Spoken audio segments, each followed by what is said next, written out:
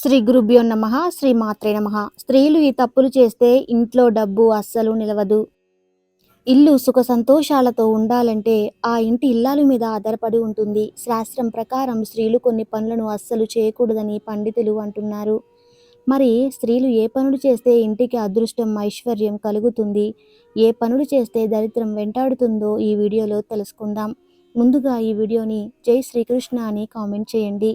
ప్రతిరోజు ఇంట్లో దీపారాధన అలవాటు చేసుకోవాలి. వారానికి ఒకసారి అయినా గడపకు పసుపు కుంకుమ పెట్టాలి.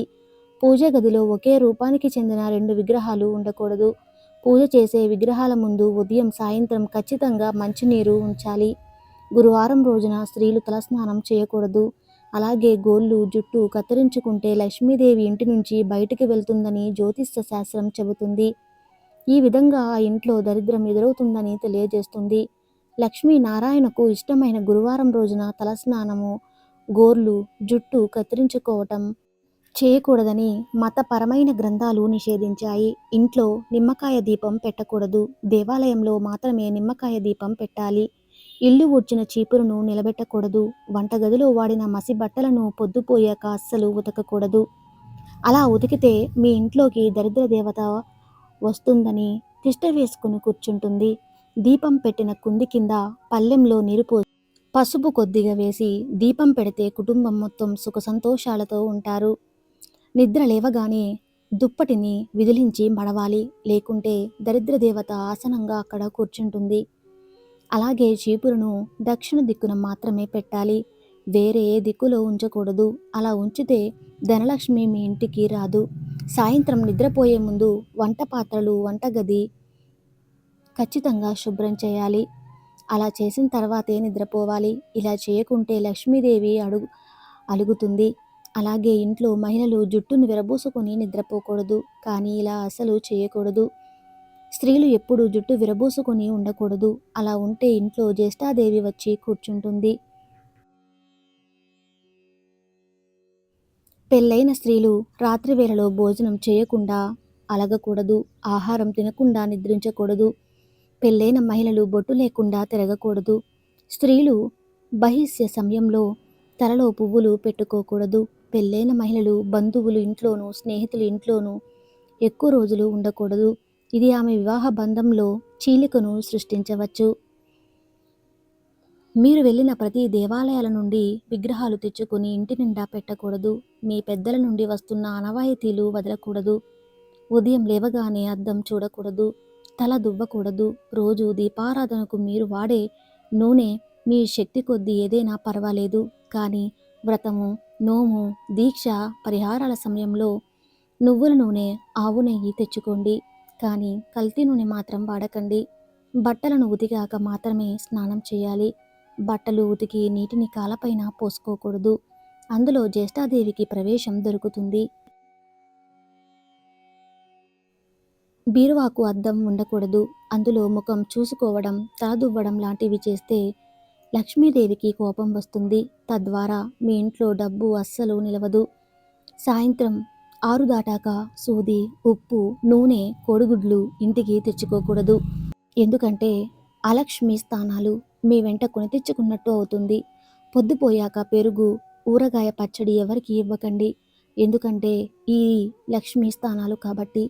శనివారం రోజులు చెప్పులు, గొడుగు, గుడ్లు, నూనె, మాంసము ఇంటికి తెచ్చుకోకూడదు. మీకు తినే అలవాటు ఉంటే కనుక వీటిని ముందు రోజు తెచ్చుకోండి. జాతకంలో కుజదోషం ఉన్నవారు, వ్యాపారంలో గొడవలు, ఇబ్బందులు ఉన్నవారు మంగళవారం రోజు గుడ్లు తినకండి. శనివారం రోజు నలుపు వస్త్రాలు ఇంటికి తీసుకుని రాకండి. ఎవరైనా శనివారం రోజు బహుమతిగా ఇనుము వస్తువులు, నల్లటి వస్త్రాలు, నీలి వస్త్రాలు, గొడుగు, చెప్పులు ఇస్తే వాటిని తీసుకోకండి.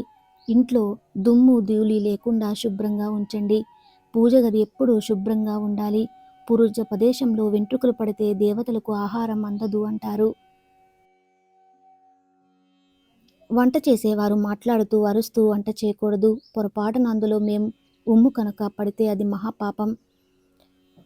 శుక్రవారం స్త్రీలు ఎరుపు పువ్వులు, ఎరుపు గాజులు వేసుకుంటే చాలా మంచిది. ఇంటి ముందు తమలపాకు చెట్టు ఉంచకండి. తోటలో ఉంటేనే ఉంచండి. తులసి చెట్టు ఆకులు గోటితో గిల్లకూడదు. పొద్దుపోయాక తులసి కోటకి నీరు పోయకూడదు. ఒక చిన్న రాయిని తులసి కోటలో ఉంచి కృష్ణుడిగా భావించి పూజ చేస్తే మంచిది. జీతం రాగానే ఆ డబ్బుతో ముందు శుక్రవారం నాడు ఉప్పు కొనాలి. అప్పుడు ధనం ఇంట్లో నిలుస్తుంది. ఇంట్లోకి వచ్చిన సుమంగళికి కుంకుమ బొట్టు పెట్టి పంపాలి. రాత్రిపూట గాజులు తాళి పక్కన తీసి పెట్టకూడదు. తాలిబొట్టులో దేవతా విగ్రహాలు, డాలర్స్ వేసుకోకూడదు. పిన్నిసులు ఉండకూడదు. దేవుడికి వాడిన పసుపును మంగళసూత్రానికి పెట్టుకుంటే మంచిది. సాయంత్రం సమయంలో అపశకునాలు అస్సలు మాట్లాడకూడదు. ఎందుకంటే సాయంత్రం సమయంలో తదాస్తు దేవతలు తిరుగుతూ ఉంటారు. స్త్రీల నోటి నుండి మంచి మాటలు, పదాలు మాత్రమే రావాలి. కోపంలో కూడా కొన్ని పదాలను పలకకూడదు. శని, పీడ, దరిద్రం వంటి పదాలను స్త్రీలు ఏ సమయంలోనూ పలకకూడదు.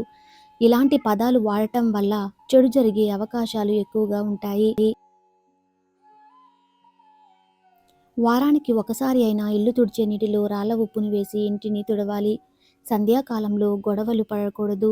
ఆ సమయంలో ప్రదోషకాలం సాయంత్రం సమయంలో చేసే పూజ మంచి ఫలితాన్ని ఇస్తుంది. మురికి బట్టలను కాళ్ళతో తొక్కకూడదు.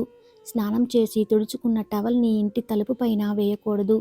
ప్రొద్దు ఎక్కే వరకు ఇంట్లో నిద్రపోకూడదు. ఆ టైంలో వాకిలి చిమ్మకూడదు.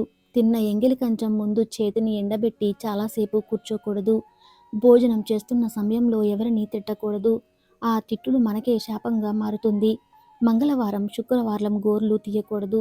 పేనులు కుక్కడం, దువ్వడం చేయకూడదు.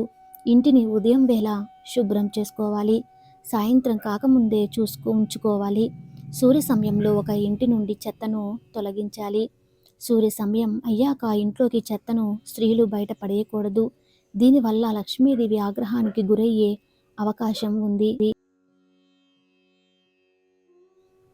2 చేతులతో తల గోకకూడదు. గోర్లు కొరుకుతూ ఉండకూడదు. కాలుపై కాలు వేసి ఆడిస్తూ ఉండటం మంచిది కాదు. రాహుకాలంలో స్నానం, భోజనం అస్సలు చేయకూడదు. వెండి వస్తువులు ఎవ్వరికీ బహుమతులుగా ఇవ్వకూడదు.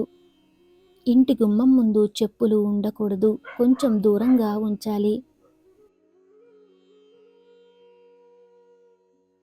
ఎవరైనా ఇచ్చిన డబ్బు కానీ, ఆ రోజు వ్యాపారంలో వచ్చే డబ్బు కానీ నేరుగా డబ్బులు దాచే బిరువాలో పెట్టకూడదు. ముందు ఉప్పు డబ్బాలో పెట్టి తర్వాత బిరువాలో పెట్టాలి. దీని ద్వారా మీ డబ్బు రెట్టింపు అవుతుంది.